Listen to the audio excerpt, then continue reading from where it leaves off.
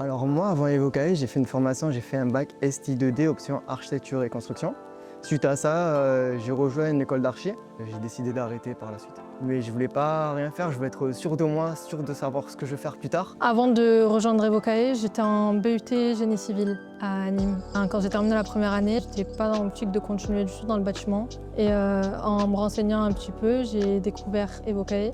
Les attentes que j'avais, moi, avant de rejoindre Evocae, c'est vraiment qu'on m'aide à travailler ma confiance en moi. Je suis quelqu'un qui est un peu réservé. Avec tous les étudiants, on parlait de nos situations, on sait d'entre nous. Ils entendaient tous vraiment très bien. J'étais en pleine recherche d'alternance.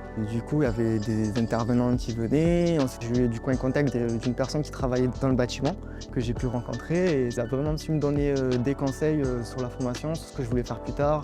J'ai pu poser mes questions. Ça m'a vraiment rassuré. J'ai énormément été soutenue par l'équipe, dans le sens où avant d'arriver à Evocae, en fait, je me débrouillais toute seule. Je n'arrivais pas à demander de l'aide, même si j'en avais besoin. L'équipe m'a appris à prendre confiance en moi, à m'imposer et à demander de l'aide et ne pas rester bloquée sur certaines situations. J'ai pu obtenir mon BTS avec 17,5 de moyenne, après un dur labeur. Si j'avais un conseil à donner pour n'importe quelle formation, vraiment ne lâchez pas.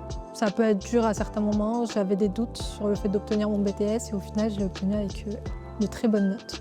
Maintenant, moi, je suis une formation en alternance. J'ai fait un BTS. Là, maintenant, je suis en licence chargé d'affaires et je l'ai fait en alternance dans une entreprise. Et je fais principalement de la réhabilitation. Mes missions, c'est le planning, suivre les budgets du chantier et faire tout pour que le client soit satisfait. Si j'avais un conseil à donner aux futurs étudiants d'Evocae, ça serait de ne pas se braquer quand l'équipe vous propose son aide, de se faire ami avec les personnes qui sont avec vous. Ça va être probablement une super année. Moi, personnellement, j'en garde de très bons souvenirs. Je me suis fait de très bonnes connaissances, de très bons amis et à l'heure actuelle, avec qui je parle encore, vous allez vous redécouvrir, en quelque sorte.